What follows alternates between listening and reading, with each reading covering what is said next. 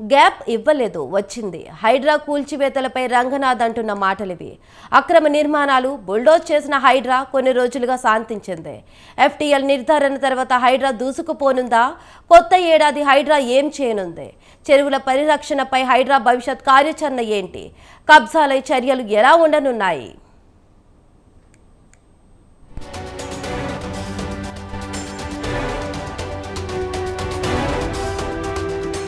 తెలంగాణలో కాంగ్రెస్ పార్టీ ప్రభుత్వాన్ని ఏర్పాటు చేసిన తర్వాత తీసుకున్న నిర్ణయాల్లో హైడ్రా ఒకటి. కబ్జాలకు గురైన చెరువులు, కుంటలు, అక్రమ కట్టడాలను కూల్చివేయాలని హైడ్రాను ఆదేశించింది సర్కార్. హైడ్రా చైర్మన్ గా ముఖ్యమంత్రి రేవంత్ రెడ్డి ఉండగా హైడ్రా కమిషనర్ గా సీనియర్ ఐపీఎస్ అధికారి ఏవి రంగనాథ్ బాధ్యతలు స్వీకరించారు. హైడ్రా ఏర్పాటు జీవో తర్వాత అక్రమ కట్టడాలు అంటూ పలు నిర్మాణాలను కూల్చివేయడం ప్రారంభించింది. మొదట్లో నాగార్జున ఎన్ కన్వెన్షన్ హాల్ కూల్చి సంచలనాలకు తెరలేపింది. కోర్టుకు వెళ్లేందుకు సైతం వీలు లేకుండా తెల్లారగానే హైడ్రా బుల్డోజర్లు అక్రమ కట్టడాలకు వెళ్లిపోయి పని కానిచ్చేస్తున్నాయి.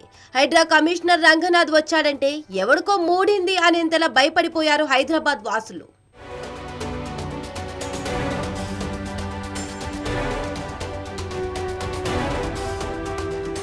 బడాబాబుల అక్రమ నిర్మాణాలు కూల్చితే సభాషన్న ప్రజలే, పేదలు, మధ్యతరగతి వారు కట్టుకున్న ఇళ్ల జోలికి వెళ్లడంతో వ్యతిరేకత ప్రారంభమైంది. మూసీ సుందరీకరణ పేరుతో నది పరివాహిక ప్రాంతాల్లో ఇళ్లను కూల్చుతామని ప్రభుత్వం ప్రకటించింది. పలు ఇళ్లకు రెడ్ మార్క్ వేయడంతో ప్రభుత్వంపై వ్యతిరేకత వచ్చింది. రియల్ ఎస్టేట్ వెంచర్స్ కి అనుమతులు లేవని నోటీసులు ఇచ్చి కూల్చేస్తారన్న ప్రచారం జరగడంతో హైడ్రాతో పాటు ప్రభుత్వంపై మరింత వ్యతిరేకత వచ్చింది.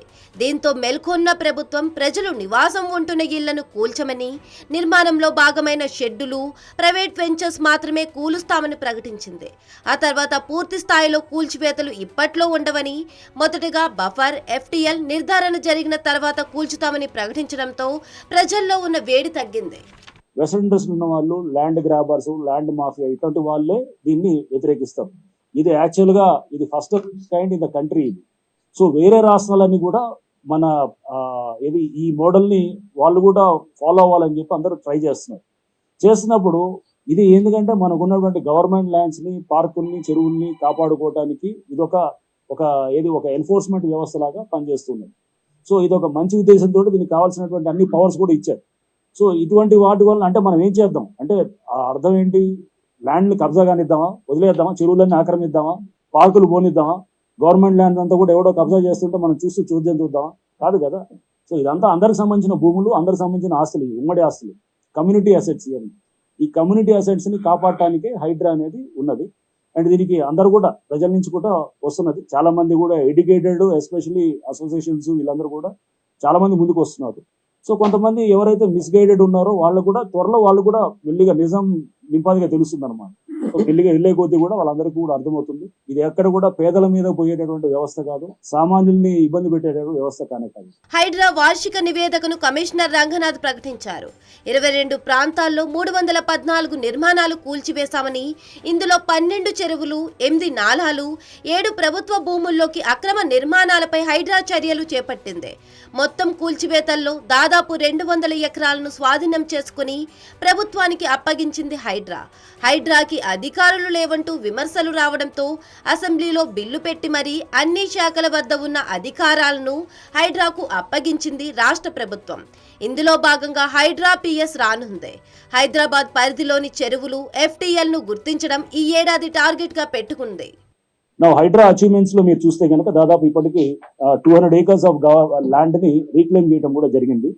సో దీంట్లో 8 పార్కులు ఉన్నాయి, దాదాపు 12 చెరువులు ఉన్నాయి, అండ్ 4 గవర్నమెంట్ ల్యాండ్ పార్సిల్స్ ఉన్నాయి. ఇవన్నీ కూడా ఇప్పటిదాకా చేయడం జరిగింది. త్వరలో ఒక హైడ్రా పోలీస్ స్టేషన్ కూడా ప్రభుత్వం ఏర్పాటు చేయడానికి దిశగా కూడా అడుగులు మేము ఆల్రెడీ మొదలెట్టాము. అండ్ త్వరలో అది కూడా అవుతుంది.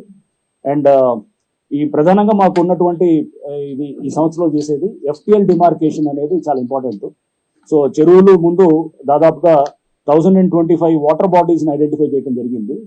సో ఈ 1025 వాటర్ బాడీస్ కూడా మనం ఇతర అంటే రకరకాల పద్ధతుల ద్వారా survey of India topo sheets, cadastral village maps and revenue records అంటే పహానీల్లో కానీ వీటిలో మనకి ఉన్నటువంటి డేటా తోటి satellite images and aerial pictures, aerial images తోటి కూడా మేము అంటే డ్రోన్ ఇమేజెస్ కానీ లేకపోతే గతంలో ఏరియల్ సర్వేస్ చేసినటువంటి ఆ డేటాను కూడా తీసుకొని చేస్తాం. హైదరాబాద్ లో పెద్ద ఎత్తున అక్రమ కట్టడాలు ఉన్నాయని, వాటి వెనుక బడా మాఫియాలు ఉన్నాయని హైడ్రా ఆరోపిస్తుంది. అక్రమ కట్టడాలపై హైడ్రాకు ఇప్పటి వరకు 5,800 ఫిర్యాదులు వచ్చాయి. ఫిర్యాదులన్నింటినీ పరిశీలిస్తున్నామని, సాధారణ ప్రజలు, సొసైటీలు, కాలనీ అసోసియేషన్ ఇచ్చేటువంటి ఫిర్యాదులను మొదటి ప్రాధాన్యతగా తీసుకుంటామని హైడ్రా కమిషనర్ రంగనాథ్ ప్రకటించారు. ఇక అక్రమ కట్టడాల కూల్చివేతలపై హైడ్రా కమిషనర్ రంగనాథ్ క్లారిటీ ఇచ్చారు. హైడ్రా కూల్చివేతలు ఆగలేదని, గ్యాప్ మాత్రమే వచ్చిందన్నారు. ఎఫ్టీఎల్ నిర్ధారణ తర్వాత అక్రమ కట్టడాలు ఎన్ని ఉన్నా, ఎవరు కట్టినా, ఎక్కడ ఉన్నా కూల్చివేస్తామని ప్రకటించారు. 2019 జూలై తర్వాత నిర్మాణాలపై మాత్రమే ఫోకస్ ఎక్కువగా ఉంటుందని, అంతకుముందు నిర్మాణాలను కూల్చివేయం అన్నట్లుగానే ప్రకటించారు రంగనాథ్. చూస్తే కనుక ఇప్పటికి దాదాపు 5,800 కంప్లైంట్స్ దాకా మాకు రావటం జరిగింది. సో అనాథరైజ్ కన్స్ట్రక్షన్స్ మీద కూడా హైడ్రాకి ఇప్పుడు అదర్ దెన్ జిహెచ్ఎంసీ, అంటే అవుట్ సైడ్ జిహెచ్ఎంసీ చుట్టూ ఉన్న 27 మున్సిపాలిటీస్ లో కూడా అనాథరైజ్ కన్స్ట్రక్షన్స్ మీద కూడా యాక్ట్ చేసేటటువంటి అధికారం మున్సిపాలిటీస్ యాక్ట్ ద్వారా మాకు సంక్రమించడం కూడా జరిగింది అనేది కూడా మీ అందరికీ కూడా తెలియపరుస్తున్నాం.